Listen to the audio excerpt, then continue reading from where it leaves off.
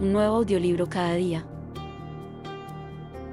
Las mejores obras maestras disponibles aquí. Con la mejor voz femenina real. Tu mejor opción. Audiolibros YouTube. La sombra. Hans Christian Andersen. En los países cálidos, allí sí que calienta el sol. La gente llega a parecer de caoba, tanto, que en los países tórridos se convierten en negros. Y precisamente a los países cálidos fue a donde marchó un sabio de los países fríos, creyendo que en ellos podía vagabundear, como hacía en su tierra, aunque pronto se acostumbró a lo contrario. Él y toda la gente sensata debían quedarse puertas adentro. Celosías y puertas se mantenían cerradas el día entero, parecía como si toda la casa durmiese o que no hubiera nadie en ella. Además, la callejuela con altas casas donde vivía estaba construida de tal forma que el sol no se movía de ella de la mañana a la noche, era, en realidad, algo inaguantable. Al sabio de los países fríos, que era joven e inteligente, le pareció que vivía en un horno candente, y le afectó tanto, que empezó a adelgazar. Incluso su sombra menguó y se hizo más pequeña que en su país, el sol también la debilitaba. Tanto uno como otra no comenzaban a vivir hasta la noche, cuando el sol se había puesto, era digno de verse. En cuanto entraba luz en el cuarto, la sombra se estiraba por toda la pared, incluso hasta el techo, tenía que hacerlo para recuperar su fuerza. El sabio salía al balcón, para desperezarse, y así que las estrellas asomaban en el maravilloso aire puro, era para él como volver a vivir. En todos los balcones de la calle. Y en los países cálidos todos los huecos tienen balcones, había gente asomada, porque uno tiene que respirar, por muy acostumbrado que se esté a hacer de caoba. Había gran animación, arriba y abajo. Los zapateros, los sastres, todo el mundo estaba en la calle, fuera estaban las mesas y las sillas, y brillaban las luces, sí, más de 1000 había encendidas. Uno hablaba y otro cantaba, y la gente paseaba y rodaban los coches, los asnos pasaban, tilín, tilín, tilín, sonando los cascabeles. Había entierros y cantos fúnebres, los chicos disparaban cohetes y las campanas volteaban, sí, había una vida tremenda en la calle. Solo la casa frente a la del sabio extranjero estaba en silencio completo. Y, sin embargo, alguien vivía en ella, porque había flores en el balcón que crecían espléndidamente al calor del sol, para lo que necesitaban ser regadas, luego alguien debía haber allí. La puerta del balcón aparecía también abierta por la tarde, pero el interior estaba en sombra, por lo menos en la habitación delantera. De dentro llegaba sonido de música. Al sabio extranjero le pareció extraordinaria la música, pero bien podía ser pura imaginación suya, porque todo lo encontraba extraordinario en los países cálidos excepto lo referente al sol. Su casero dijo que no sabía quién había alquilado la casa, no se veía a nadie y en cuanto a la música se refería, creía que era horriblemente aburrida. Es como si alguien tratase de ensayar una pieza que no puede dominar, siempre la misma. Pues lo tengo que sacar, dice, pero no lo consigue por mucho que toque. Una noche el extranjero despertó, dormía con la puerta del balcón abierta. La cortina se levantó con el viento, y le pareció que venía una luz fantástica del balcón de enfrente. Todas las flores resplandecían como llamas de los colores más espléndidos y en medio de las flores se encontraba una esbelta, atractiva doncella, que parecía también resplandecer. De tal forma le deslumbró, que abrió los ojos desmesuradamente y se despertó del todo. De un salto estuvo en el suelo, muy despacio se acercó a la cortina, pero la doncella había desaparecido, el resplandor se había apagado, las flores no brillaban, pero seguían siendo tan bonitas como siempre. La puerta estaba entornada y de las profundidades venía una música tan suave y encantadora, que inspiraba los más dulces pensamientos. Era, sin embargo, como cosa de magia. ¿Y quién vivía allí? ¿Dónde estaba la verdadera entrada? Todo el piso bajo era una tienda tras otra y no era posible que la gente pasara por ellas. Una noche el extranjero estaba sentado en su balcón, con una luz encendida en el cuarto a espaldas suyas, por lo que, como es natural, su sombra estaba en la pared de enfrente. Sí, allí estaba sentada exactamente enfrente entre las flores del balcón, y cuando el extranjero se movía, también se movía la sombra, porque así es como hacen las sombras. Parece como si mi sombra fuese el único ser vivo que se viera enfrente, dijo el sabio. Con qué delicadeza se sienta entre las flores. La puerta está entreabierta, si la sombra fuese tan lista como para entrar, mirar en torno suyo y venir después a contarme lo que hubiera visto. Sí, haz algo útil, dijo en broma. Vamos, entra. Vamos, ahora, y le hizo gestos con la cabeza a la sombra, y la sombra le correspondió. Anda, pero no te pierdas, y el extranjero se levantó, y su sombra allá en el balcón de enfrente se levantó también, y el extranjero se volvió y la sombra se volvió también, por si acaso alguien hubiera estado observando, hubiera visto claramente que la sombra se colaba por la puerta entornada de la casa de enfrente, al tiempo que el extranjero entraba en su cuarto y corría la larga cortina tras de sí. A la mañana siguiente salió el sabio a tomar café y leer los periódicos. ¿Qué pasa?, dijo, cuando salió al sol. Me he quedado sin sombra. Luego se marchó anoche de verdad y no ha vuelto aún. ¡Qué fastidio! Y eso le enojó, no tanto porque la sombra se hubiera ido, sino porque sabía de la existencia de una historia sobre el hombre sin sombra, conocida por todos en su patria allá en los países fríos, y en cuanto el sabio regresara y contase la suya, dirían que la había copiado, y eso no le hacía maldita gracia. Por tanto, no diría una palabra, lo cual estaba muy bien pensando. Por la noche salió de nuevo al balcón. Había colocado la luz detrás de sí, en la debida posición, porque sabía que la sombra gusta de tener siempre a su dueño por pantalla, pero no pudo atraerla. Se encogió, se estiró, pero no había sombra alguna que volviera.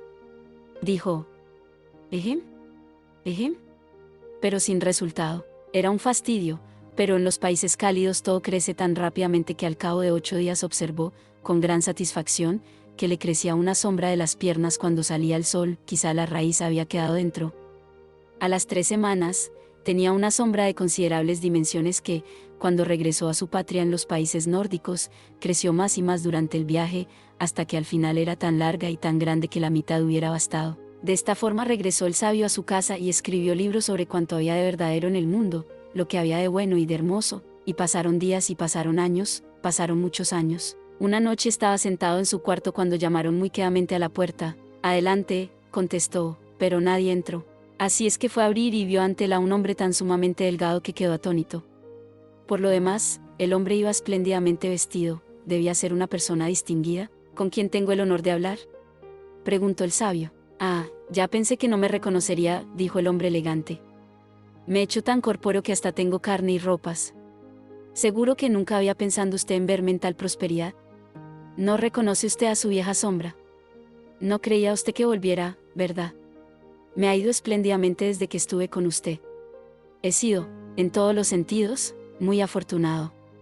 Si tuviera que rescatar mi libertad, podría hacerlo». Y repiqueteó un manojo de preciosos dijes que colgaban del reloj y pasó la mano por la gruesa cadena de oro que llevaba al cuello. Uy, todos los dedos fulguraron con anillos de diamantes, todos auténticos. «No, no puedo hacerme idea de lo que significa esto», dijo el sabio. «Ya, no es nada corriente», dijo la sombra, «pero usted tampoco es nada corriente y yo, bien sabe usted, desde que era así de chiquito he seguido sus huellas. En cuanto usted descubrió que yo estaba a punto para ir solo por el mundo, seguí mi camino. Me encuentro en una situación excepcionalmente afortunada, pero me ha cometido cierto deseo de volverle a ver antes de que usted muera, porque usted ha de morir. También me gustaría visitar este país, porque la patria siempre tira. Veo que tiene usted otra sombra. ¿Le debo algo a ella o bien a usted? Hágame el favor de decírmelo». «Bueno.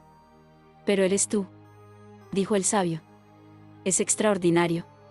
Nunca habría creído que la vieja sombra de uno pudiera regresar como persona». «Dígame cuánto le debo», dijo la sombra, «porque no me gustaría deberle nada». «¿Cómo puedes hablar así?», dijo el sabio. «¿De qué deuda hablas? No me debes nada. Me alegra extraordinariamente tu suerte. Siéntate, querido amigo, y cuéntame cómo te ha ido y lo que viste en la casa de enfrente, allá en los países cálidos». «Sí que le contaré», dijo la sombra, y se sentó, «pero antes me tiene usted que prometer que no ha de decirle a nadie en la ciudad, caso de que nos encontremos, que yo he sido su sombra. Pienso casarme, puedo de sobra mantener a una familia, estate tranquilo», dijo el sabio. «No le diré a nadie quién eres en realidad. Esta es mi mano. Palabra de hombre, palabra de sombra», dijo la sombra, que era lo que le correspondía decir. Era, por otra parte, de veras notable lo humana que se había vuelto la sombra. Vestía del más riguroso negro y el paño más selecto, botas de charol y sombrero que podía cerrarse, hasta quedar reducido a corona y alas, sin hablar de lo ya mencionado, dijes, cadenas de oro y anillos de diamantes. «Ya lo creo», la sombra iba extraordinariamente bien vestida, y era precisamente esto lo que la hacía tan humana. «Ahora voy a contarle», dijo la sombra, y plantó sus botas de charol lo más fuerte que pudo sobre el brazo de la nueva sombra del sabio, que yacía como un perro faldero a sus pies. Y esto lo hizo bien por orgullo, bien con la intención de que se le quedase pegada. Y la sombra del suelo permaneció quieta y en silencio, resuelta a no perder detalle. Deseaba, sobre todo, enterarse de cómo puede uno manumitirse y llegar a convertirse en su propio señor. ¿Sabe usted quién vivía en la casa de enfrente? Dijo la sombra. La más bella de todas, la poesía. Estuve allí 3 semanas y su efecto ha sido como si hubiera vivido 3000 años y hubiera leído cuanto se ha cantado y se ha escrito. Lo digo y es cierto, lo he visto todo y lo sé todo, la poesía. Gritó el sabio. Sí, sí, vive con frecuencia en las grandes ciudades, en soledad. La poesía. Sí, la vi tan solo un instante, pero el sueño pesaba en mis ojos. Estaba en el balcón y brillaba como brilla la aurora boreal. Cuenta, cuenta. Estabas en el balcón, entraste por la puerta, y después, me encontré en la antesala, dijo la sombra. Lo que usted siempre veía era la antesala, no había luz alguna, solo una especie de crepúsculo, pero las puertas daban unas a otras en una larga serie de salas y salones, y estaba tan iluminado, que la luz me hubiera matado de haber ido directamente ante la doncella, pero fui prudente, y tomé tiempo, como debe hacerse. ¿Y entonces qué viste? Preguntó el sabio. Lo vi todo, y se lo contaré, pero no es orgullo por mi parte, pero, como ser libre que soy con los conocimientos que tengo, para no hablar de mi buena posición, mis excelentes relaciones, desearía que me llamase de usted. Dispense usted, dijo el sabio. Son los viejos hábitos los que más cuesta abandonar. Tiene usted toda la razón y lo tendré presente. Pero cuénteme ahora lo que vio, todo. Dijo la sombra. Lo vi todo y lo sé todo. ¿Qué aspecto tenían los cuartos interiores? Preguntó el sabio. ¿Eran como el fresco bosque? ¿Eran como un templo? ¿Eran los cuartos como el cielo estrellado, cuando se está en las altas montañas? Todo estaba allí, dijo la sombra. No entré hasta el final, me quedé en el cuarto delantero, a media luz, pero era un puesto excelente, lo vi todo y lo supe todo. He estado en la corte de la poesía, en la antesala. Este audiolibro ha sido descargado desde Audiolibros YouTube, tu mejor opción. ¿Pero qué es lo que vio? ¿Estaban en el gran salón los dioses de la antigüedad? ¿Luchaban allí los viejos héroes? ¿Jugaban niños encantadores y contaban sus sueños? Le digo que estuve allí y debe comprender que vi todo lo que había que ver. Si usted hubiera estado allí, no se habría convertido en ser humano, pero yo sí. Y además aprendí a conocer lo íntimo de mi naturaleza, lo congénito, el parentesco que tengo con la poesía. Sí, cuando estaba con usted no pensaba en ello, pero siempre, sabe usted, al salir y al ponerse el sol, me hacía extrañamente largo, a la luz de la luna me recortaba casi con mayor precisión que usted. Yo no entendía entonces mi naturaleza, en la antesala se me reveló. Me volví ser humano. Al salir había completado mi madurez, pero usted ya no estaba en los países cálidos. Me avergoncé como hombre de ir como iba, necesitaba botas, trajes, todo este barniz humano, que hace reconocible al hombre. Me refugié, sí, puedo decírselo, usted no lo contará en ningún libro, me refugié en las faldas de una vendedora de pasteles, bajo ellas me escondí, la mujer no tenía idea de lo que ocultaba, no salí hasta que llegó la noche, corrí por la calle a la luz de la luna. Me estiré sobre la pared, qué deliciosas cosquillas produce en la espalda. Corrí arriba y abajo, curiosé por las ventanas más altas, tanto en el salón como en la buhardilla. Miré donde nadie puede mirar, y vi lo que ningún otro ve, lo que nadie debe ver. Si bien se considera, este es un cochino mundo. No querría ser hombre, si no fuera porque está bien considerado el serlo. Vi las cosas más inimaginables en las mujeres, los hombres, los padres y los encantadores e incomparables niños, vi, dijo la sombra, lo que ningún hombre debe conocer, pero lo que todos se perecerían por saber, lo malo del prójimo. Si hubiera publicado un periódico, lo que se hubiera leído. Pero yo escribía directamente a la persona en cuestión y se producía el pánico en todas las ciudades a donde iba. Llegaron a tenerme terror y grandísima consideración. Los profesores me nombraron profesor, los sastres me hacían trajes nuevos, no me faltaba de nada. El tesorero del reino acuñaba monedas para mí y las mujeres decían que yo era muy guapo, y así llegué a ser el hombre que soy. Y ahora me despido. Esta es mi tarjeta. Vivo en la Acera del Sol, y estoy siempre en casa cuando llueve. Y la sombra se marchó. Pasó tiempo y la sombra volvió. ¿Cómo le va? Preguntó. Ay, dijo el sabio. Escribo acerca de lo verdadero, lo bueno y lo bello, pero nadie se interesa por mi obra. Estoy desesperado, porque son cosas a las que concedo gran importancia. Pues a mí no me ocurre igual, dijo la sombra. mientras, engordando, ¿qué es lo que hemos de procurar? Usted no entiende el mundo y terminará por caer enfermo. Tiene que viajar. Me iré de viaje este verano. Venga conmigo. Me gustaría llevar un compañero. ¿Quiere usted venir conmigo, como mi sombra? Será para mí un gran placer el llevarle, le pago el viaje. ¡Qué disparate!, dijo el sabio. Según cómo se mire, dijo la sombra. El viajar le sentará de maravilla. Sí. Consiente usted en ser mi sombra, todo correrá de mi cuenta. Esto ya es el colmo, protestó el sabio. Pero así va todo el mundo, dijo la sombra, y así seguirá. Y se marchó. Las cosas no le iban nada bien al sabio, la pena y la preocupación seguían haciendo presa en él, y sus opiniones sobre lo verdadero, lo bueno y lo bello interesaban tanto al público como las rosas a una vaca, hasta que al final cayó enfermo de consideración. Parece usted totalmente una sombra, le decía la gente, y esto le produjo un escalofrío, porque le hizo pensar en ella. Lo que debe hacer es tomar las aguas, dijo la sombra, que vino de visita. No hay nada igual. Le llevaré conmigo, por el aquel de nuestra vieja amistad. Yo pago el viaje y usted se encarga de llevar un diario, con lo que me resultará el camino más divertido. Quiero ir a un balneario, mi barba no crece como debiera, eso es también una enfermedad, y una barba es algo indispensable.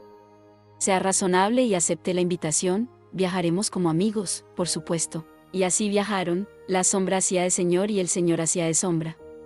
Fueron juntos, en coche, a caballo, a pie, al lado uno de otro, delante o detrás, según la posición del sol. La sombra sabía ponerse siempre en el lugar del señor, mientras el sabio no prestaba atención a semejante cosa. Tenía un corazón excelente y era sumamente cortés y afectuoso, así que un día le dijo a la sombra: puesto que nos hemos convertido en compañeros de viaje, además, hemos crecido juntos desde la infancia, ¿por qué no nos tuteamos? Sería más íntimo. En eso que dice, contestó la sombra, que ahora era el verdadero señor, hay mucha franqueza y buena intención, por lo que seré igualmente bien intencionado y franco.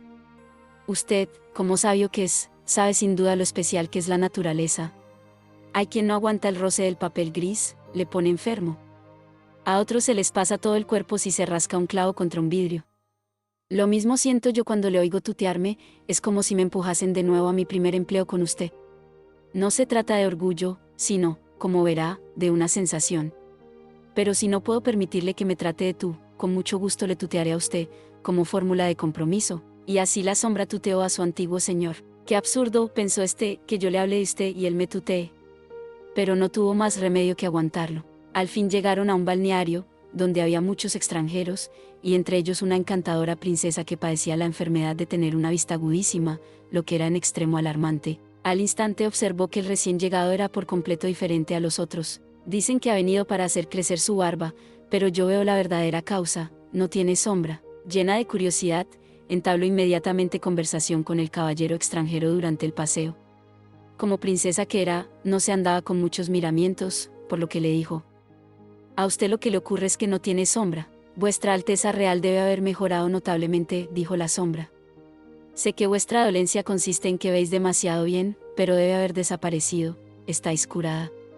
Precisamente yo tengo una sombra muy extraña. ¿No habéis visto a la persona que siempre me acompaña? Otros tienen una sombra vulgar, pero yo detesto lo corriente. Igual que se viste al criado con librea de mejor paño que el que uno usa, he ataviado a mi sombra como si fuese una persona. Ved que hasta le he proporcionado una sombra. Es muy costoso, pero me gusta tener algo excepcional. ¿Cómo será posible que me haya curado de verdad?, pensó la princesa. Este balneario es único. El agua tiene en nuestros días propiedades asombrosas. Pero no me marcho, porque ahora comienza a estar esto divertido. El extranjero me gusta extraordinariamente. Con tal que no le crezca la barba y se marche. Por la noche, en el gran salón, bailaron la princesa y la sombra. Ella era ligera, pero más aún lo era él. Nunca había tenido la princesa pareja semejante. Ella le dijo qué país era el suyo y él lo conocía. Lo había visitado, en ocasión en que ella estaba ausente. Había curioseado por las ventanas aquí y allá y visto de todo, por lo que pudo contestar a la princesa y hacer alusiones que la dejaron estupefacta. Debe ser el hombre más sabio del mundo, pensó, tal era su admiración por lo que sabía. Y cuando bailaron de nuevo, la princesa quedó enamoradísima, de lo que la sombra se dio cuenta, porque ella la atravesaba con su mirada. A esto siguió otro baile y ella estuvo a punto de decírselo, pero mantuvo su serenidad y pensó en su país y en su reino, y en las muchas personas sobre las que reinaba. Es un sabio, se dijo, lo cual es cosa buena. Y baila espléndidamente, lo cual es también bueno. Pero me pregunto si tendrá conocimientos profundos, y eso es también importante. Intentaré examinarle. Y entonces comenzó poco a poco a hacerle las más difíciles preguntas, que ni ella misma hubiera podido contestar, y la sombra puso una cara sumamente extraña. ¿No sabe usted la respuesta?, dijo la princesa. Lo aprendí de párvulo, dijo la sombra. Creo que hasta mi sombra, allí junto a la puerta, sabrá contestar. Su sombra, dijo la princesa. Sería en verdad extraordinario. Bueno, no digo que lo sepa, dijo la sombra, pero creo que sí. Me ha seguido y oído durante tantos años, que creo que sí. Pero vuestra Alteza Real permitirá que le advierta que pone tanto empeño en hacerse pasar por una persona, que para tenerle de buen humor, y debe estarlo para contestar bien, ha de ser tratado precisamente como una persona. Me complacerá hacerlo, dijo la princesa, y se acercó al sabio que estaba junto a la puerta y habló con él del sol y de la luna, de unos y de otros, y él contestó con todo acierto y cordura. ¿Cómo será este hombre, cuando tiene una sombra tan sabia?, pensó ella. Será una auténtica bendición para mi pueblo y mi reino, si lo elijo como esposo. Y ambos estuvieron de acuerdo, la princesa y la sombra, pero nadie debía saberlo antes de que ella regresase a su reino. Nadie, ni siquiera mi sombra, dijo la sombra, y tenía sus particulares razones para ello. Tras esto, fueron al país donde reinaba la princesa, una vez que ella había regresado. Escucha, amigo mío, dijo la sombra al sabio. He llegado a ser cuán afortunado y poderoso puede ser un hombre. Ahora haré algo extraordinario por ti. Vivirás siempre conmigo en palacio, irás conmigo en mi carroza real y tendrás 100.000 escudos al año. Pero permitirás que todos te llamen sombra, no deberás decir nunca que fuiste hombre, y una vez al año, cuando me siente al sol en el balcón para mostrarme al pueblo, tendrás que tenderte a mis pies, como debe hacerlo una sombra. Has de saber que me caso con la princesa. ¿Esta noche será la boda? No, eso es monstruoso, dijo el sabio. No quiero, no lo haré. Sería defraudar al país y a la princesa. Lo diré todo. Que yo soy el hombre y tú la sombra.